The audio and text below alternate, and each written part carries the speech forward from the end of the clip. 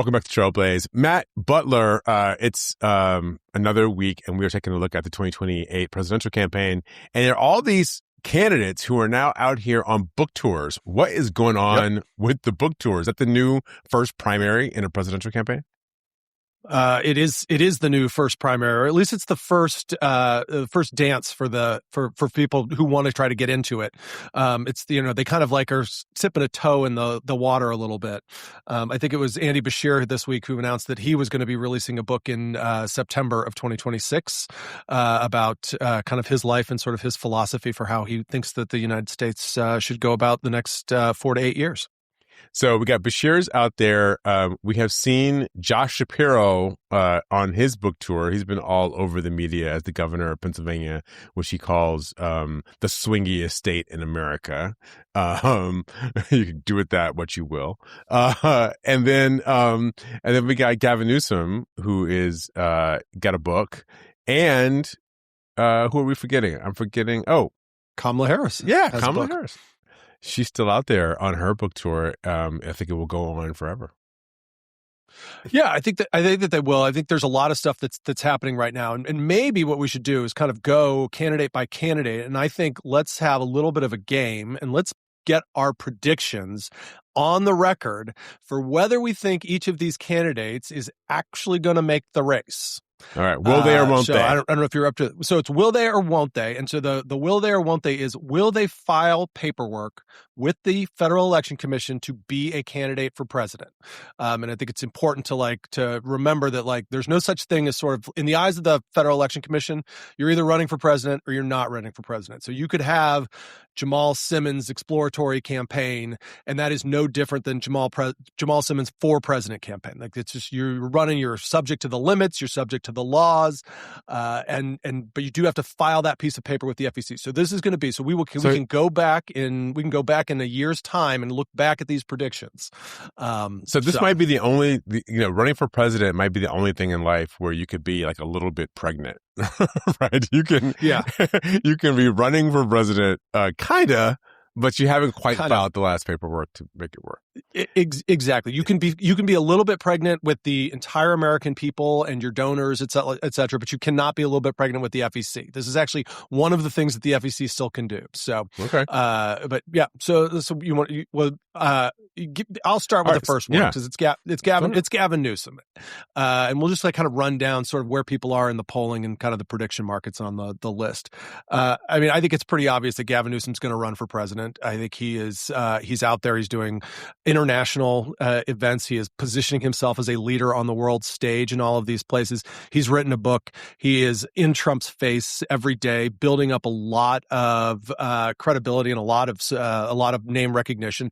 And I think it's not surprising that he is kind of out there in front. I guess I would ask one question of you on Gavin Newsom, and then you can tell me whether you agree or not. Yeah.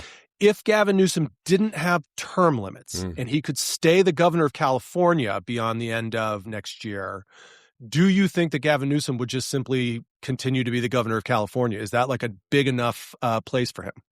Oh, not at all. Not at all. I think Gavin Newsom has wanted to run for president for a while. It looked like in 2022 he was going to set up to run for president, and he was he was obviously still governor, and so he didn't do it. 2021, 22, he didn't do it. I think out of deference to Joe Biden and Kamala Harris. But now I don't think he feels any restraints. He wants to run for president. He's, as you said, doing all the things. He's running the most aggressive social media campaign. He's got a book. He is, he got that big bill passed where he redistricted California to net Democrats some seats to try to hold on to the House. So he's doing all the elements. Yeah. All right. Next one is Alexandria Ocasio-Cortez. What do you think? This is a hard one. This is a hard one. There is obviously there is the part of me that says, look, she's running because if what else are you going to do? People want you to run, you should do it. She's setting up to be the heir to the Bernie Sanders throne, right? Like the whole Bernie Sanders movement. They did an entire tour together, running around the country, and they brought people together, and it was a little bit of a handoff, right, from Bernie's generation to AOC. Mm-hmm. But if she runs for president, there's a point where she can't run for Congress again. And so the question becomes, does she want, if it looks like it's not going to happen, right? She's not going to have a real shot at it. Does she choose to not run for Congress and not have a job if it doesn't work out? That might be the breaking point where she decides, you know what, I'm going to go back and be the lion of the house. Yeah, I mean, she could certainly be considered for House leadership in the next couple of years. I mean, maybe even Speaker of the House at some point. I mean, she's also got a shot at Chuck Schumer's Senate seat. There's talk about that. So I think her figuring out kind of what the best path forward is will be really interesting to see. I think probably she's going to say no, if I had to be on the record. And also, she's super young, so like she doesn't have to run this time. And maybe the experience in Munich of like, and I totally think the Munich kind of misstatement or whatever was overblown and it's totally unfair. But like, I mean, we don't make, it may be unfair, but like politics is unfair. So, right. But exactly. she got a little bit of a taste of kind of what the spotlight, if you're going to run for president, is going to be, and how there's double standards all over the place and different things. And so, I think maybe she says, look, it's not quite time yet, and I'm going to get a little more experience. So I'm going to go out on a limb and say no. I don't know where you want to end up. Yeah, I'm going to go with no because the musical chairs of politics are what they are. And the point I made before about there comes a point where you have to have a chair if you want to be in the game at the table. And so if she's not going to be president of the United States, which is always a big lift, here's the thing I tell everybody who runs for president loses, except for the one person who wins. Yeah, that's very true. It's very true. Well, and then not always, right? I mean, because you could get your profile can really get raised, and you can come into a position of kind of national prominence, and we've seen some people be able to do that. I mean, I think Pete Buttigieg, for one, I think maybe did not win the nomination, but I think he probably came out ahead after his run for president. I mean, really, the story on Buttigieg is he ran for Democratic chair and lost, and then really came out ahead. That's true. All right, so hold on, but this is a really good point because let's just the big list of people who this happened for. Obviously, we just lost Jesse Jackson. His runs for president in '84 and '88 turned him into a even larger national figure than he ever was before. Yeah. Al Sharpton, when he ran in 2004, remember Al Sharpton, by most of the national media, he did not have a positive reputation, but he ran a pretty positive campaign and was a constructive force in that campaign. And he ended up, becoming the Al Sharpton we know today, which started in that 2004 campaign. Yeah, he absolutely did. Who else? I mean, Bernie, obviously. Bernie was just a liberal senator from Vermont. Congressman, then senator. Yeah, exactly. So it is, particularly for the liberals. Particularly for the liberals, I do think there's a question of, do you become kind of the progressive voice? And it might be, it establishes people as a bigger progressive voice. I can't really name, I don't think, any kind of moderate centrist types that ran for president and lost and really became larger than life figures, but maybe I'm just blanking on it right now. Yeah, we'll think about that. We can come back next week and talk about it. Okay. All right, so what's your prediction on Pete Buttigieg? Pete Buttigieg runs. I agree. I mean, he's spent the last, I think, 3 days in New Hampshire, and we don't, and also this whole exercise is complicated because we don't know the calendar yet, but that's a pretty clear sign. So I think we're both yeses on that one. And what else does he do? What about Josh? If he doesn't run, seriously, like if he doesn't run, what else does he do? Yeah, I don't know. I mean, I would assume he's in the next cabinet again, or an ambassador someplace. Josh Shapiro. Yes. Yeah, I think so too. I think he pulls the trigger. His point about Pennsylvania being the biggest swing state, I think that in his mind, swingiest. Yeah, you pick him, and then he gets to be the guy. All right, Vice President Harris. Ooh, this one is tough. I'm giving you all the hard ones. I'm giving you the really hard ones. This one's tough. I think in the end of the day, she if I had to just place a bet, I'm betting she doesn't run. She had a big, historic, momentous run. She gave it her all. People responded to it. She's a much bigger force today than she was 5 years ago. The worst thing that could happen to her would be to run and to lose. That would be really bad. And so why take that gamble? I think I think that she becomes a force in the party that can really focus in for other candidates. Yeah, I think that would be a great spot for her as well. And also, she's in most of the polls, she's in first place at like 30 to 32%, people thinking that she should be the nominee. I worry that that's her floor, right? Because if you are not supporting Kamala Harris now, you're looking for somebody totally different. It means there's like almost 70% of the electorate that's looking for somebody else, but everybody knows who she is after being vice president. And, as they get to know other candidates better, I feel like that support is going to slip away a little bit. And so she's as high as she's going to be at any point. And I'll tell you this. I'll tell you this. There are a lot of people who are very invested in Kamala Harris. Yeah. They want her to be treated fairly. They want her to be well regarded. I'm not sure they necessarily are on board with the Kamala Harris campaign for president again, but they absolutely are invested in her being treated like a serious person in American politics. Yep. I think I agree with all of that. All right. Gretchen Whitmer. I say no. I don't think she does it. I think it's interesting. I think we need to see where the calendar is. Like, I wonder if Michigan pops up as the first in the nation state, if that sort of gets her into a run. We've talked about this before, but it's super interesting that she was on the short list of 3 to replace Biden. And she's not making a lot of the outward moves to run for president that you would expect at this point. Now, I will say, since we've been doing this podcast the last 2 months or so, I've been reading, all the Google alerts and we've got Whitmer on there. She is doing a ton as governor of Michigan. And there is bill after bill, and she is out there and she's on trade missions. And so she's making a lot of news for doing the job of governor incredibly well. And she's trying to throw herself into that, which is a great way to sort of set yourself up for maybe being able to run and being able to turn it on. So we'll see. I mean, I think I'll say no right now because she hasn't been more outward facing about it. But that's one that I would not be surprised if we're wrong on this one. I think there was a point in time where a lot of people really wanted her to run for president.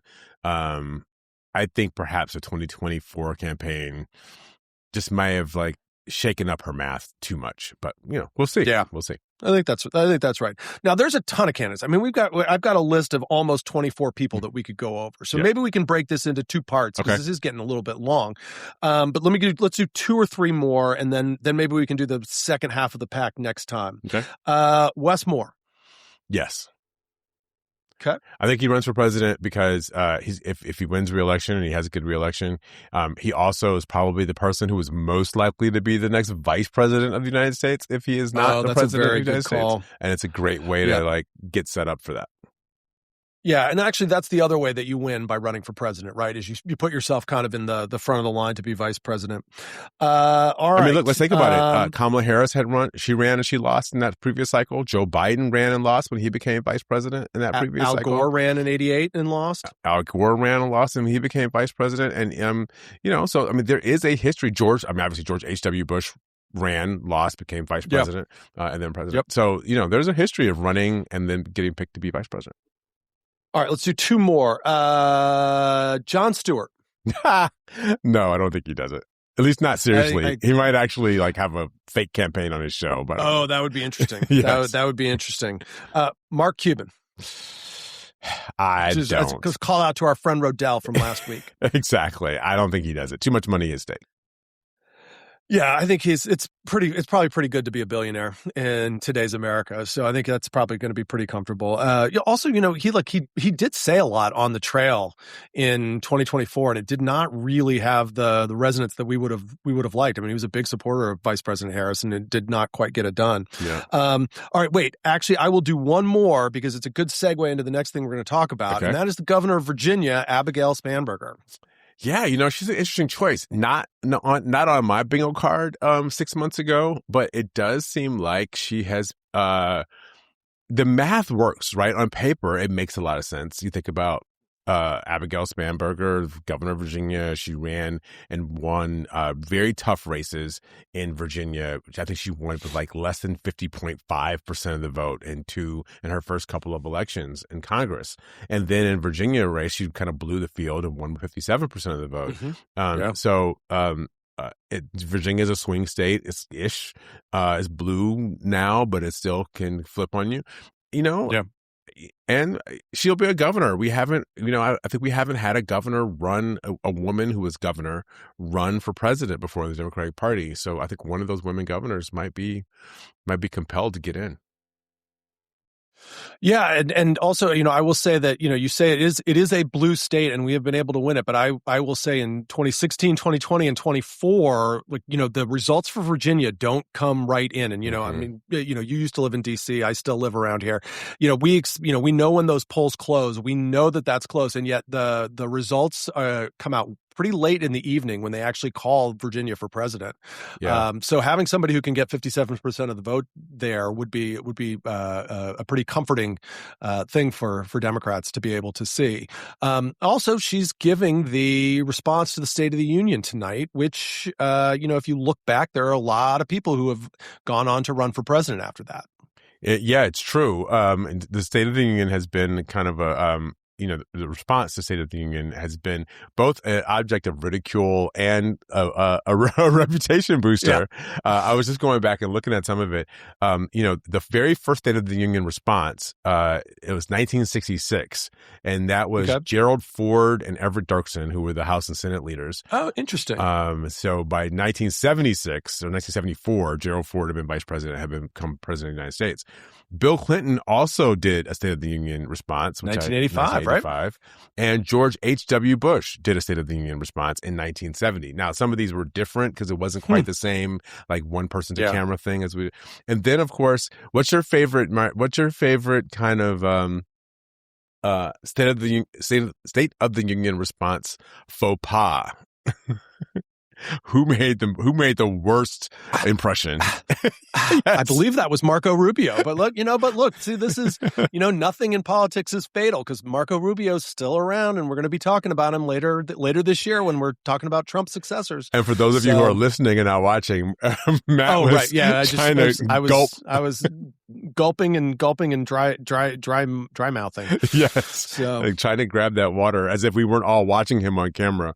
Trying to sneak a sip of water on national television. That was rough. That was 2016. That was 2016 when that happened. It is a stage for personalities to really make their mark. Yeah.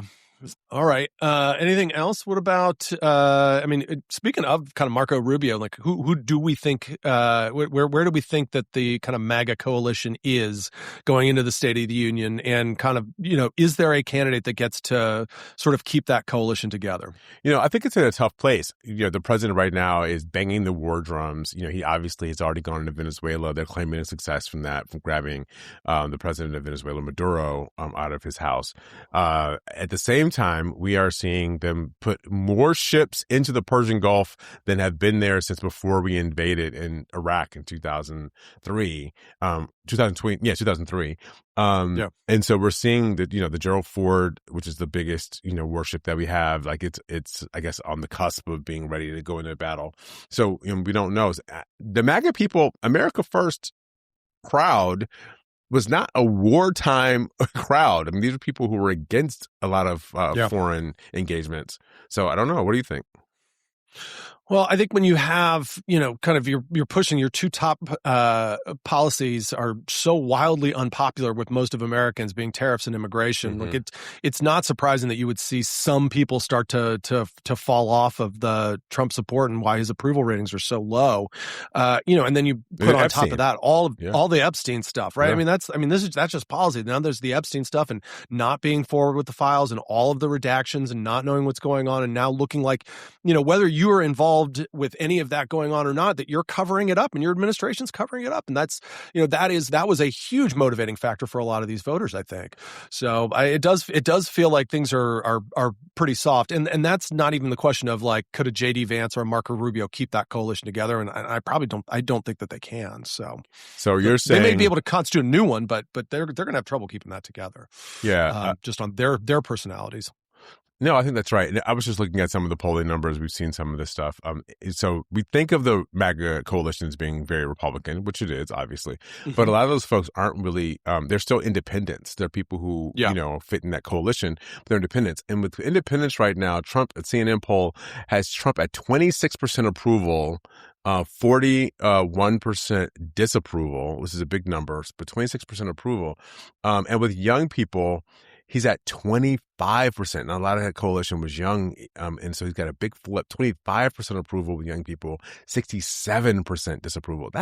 Those are huge numbers. And just we were talking about Iran a minute ago. 16% of Americans favor military intervention in Iran. 16. That is just a huge, a very, very small number of folks who want to go in there. So yeah. I'm not sure what the president's thinking about. Maybe it's the right thing to do. I don't know. Get the foreign policy people to tell us, but Americans don't seem to be behind it.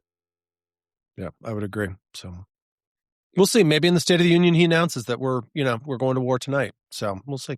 Yeah, and we'll see how this MAGA coalition holds together. If he can hold it together himself, with Epstein and foreign interventions and loss of tariffs and prices still not recovering, and immigration agents being violent on the streets and all that. If he can hold it together himself, and then also whether or not, as you just mentioned a minute ago, Rubio or J.D. Vance or even Don Jr. would be able to hold it together without him. Yeah. All right. Good to talk to you. Good to talk to you. Let's do it again next week.